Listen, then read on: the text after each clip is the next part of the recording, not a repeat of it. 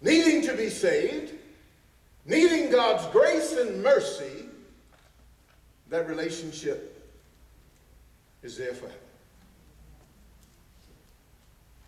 How about the Almighty Father, who has no sin, no weakness?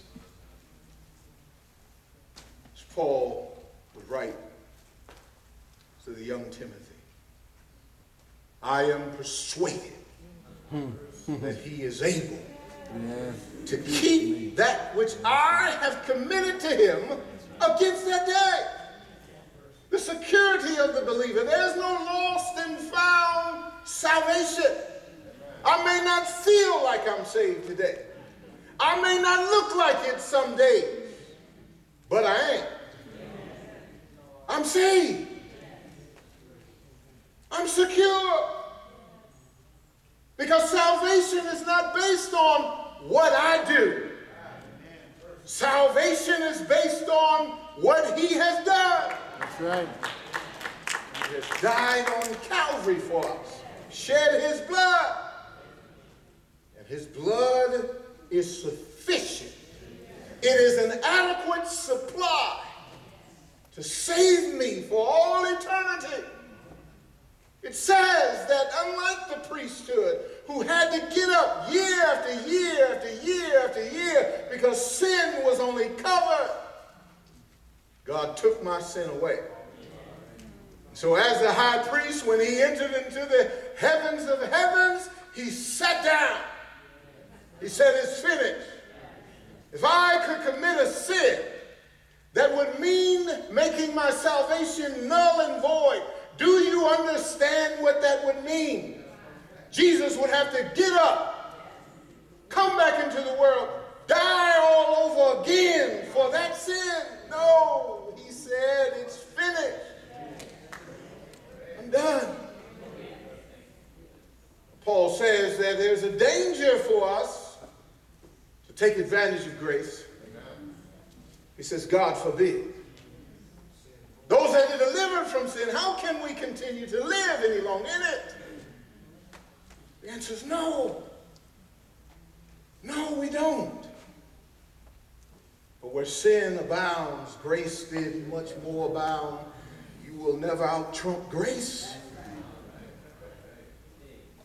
because of the sufficient, adequate supply of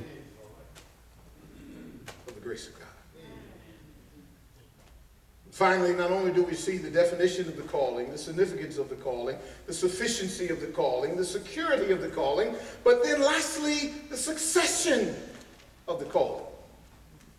John 1, verses 35 through 51, we won't take the time to read all the verses. But notice the succession. God is going to use in the succession. He's still calling disciples, but he's using people, just like he used them in your life, to bring you and to draw you. He's using us to draw the people. That's the succession plan. The church to go out. I'm still drawing. The wind bloweth where it willeth, and thou hearest the sound thereof, but you can't tell where it comes from. You must be born again. It's the Spirit of God involved in this. But he's using you and I.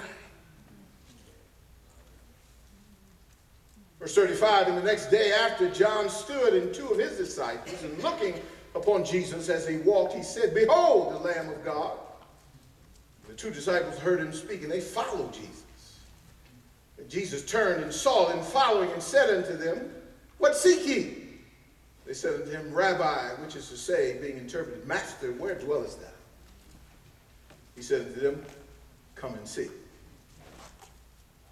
They came and saw where he dwelt, and abode with him that day, for it was about the 10th hour. One of the two which heard John speak and followed him was Andrew, Simon Peter's brother. He first, notice this, he first findeth his own brother, Simon, and said unto him, we have found the Messiah, which is being interpreted Christ. Let me say this, that part of the importance of the succession of the calling, every one of us, we ought to be concerned about our family, our own family.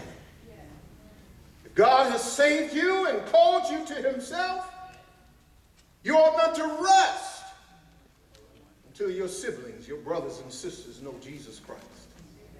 What about your parents, your children, your nieces, your nephews? What about these family reunions? He first found his brother. Come on. We found the Messiah.